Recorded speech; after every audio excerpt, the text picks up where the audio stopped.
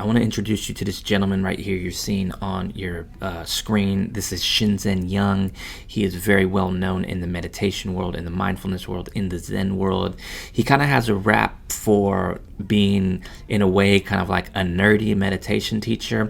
The reason is not nerdy in a negative sense, but nerdy in like he kind of likes to geek out on certain aspects of experience. One of them being this very famous mathematical equation that he came up with. I think that's kind of the main reason. His work is really, really profound though.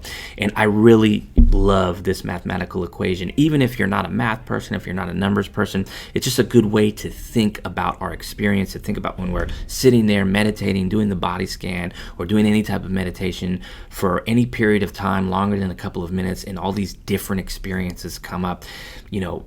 How do we contribute to our own suffering? That's essentially what this equation talks about. And how can we minimize our own contribution to our own suffering so that we are just observing that pain, for example, in our knees or in our back as sensation, rather than having the added layer of judgment, of reactivity that we often have that makes our experience worse. So S equals P times R. What does the S stand for? It stands for suffering. What does the P stand for? It stands for pain, as you might have guessed.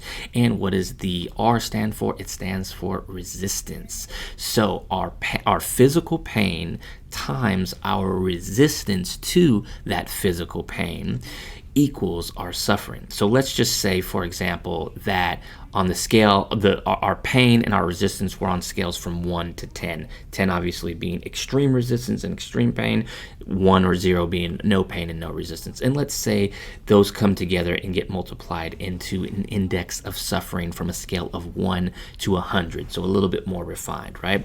If let's say we have a pain in our back when we're practicing the body scan, or really any type of awareness practice, and on a scale of 1 to 10, it's a 7. So it's a little bit more than half. It's about 3/4 the way there, right? It's significant, it's there. And we multiply that by our resistance to that pain, which is the same, right? On a scale from 1 to 10, it's a 7. So it's pretty significant. That would give our overall suffering index a rating of 49, which would be significant on a scale of 1 to 100. Now, the one thing you want to think about on the suffering index or the suffering scale is that a scale, even though 49 or 50 is in the middle of it, that doesn't mean average. That doesn't mean like neutral. That means on a scale from no suffering to an immense amount of suffering, there's a lot of suffering there, right? So I just wanted to clear that up.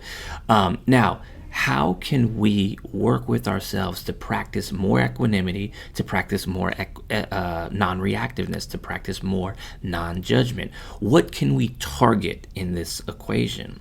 Think about that for a moment. What are the variables here? I know I'm speaking in math terms. I'm not a mathematician, but I like to geek out on this stuff too. What can we target here in that P times R equals S that we have some control over?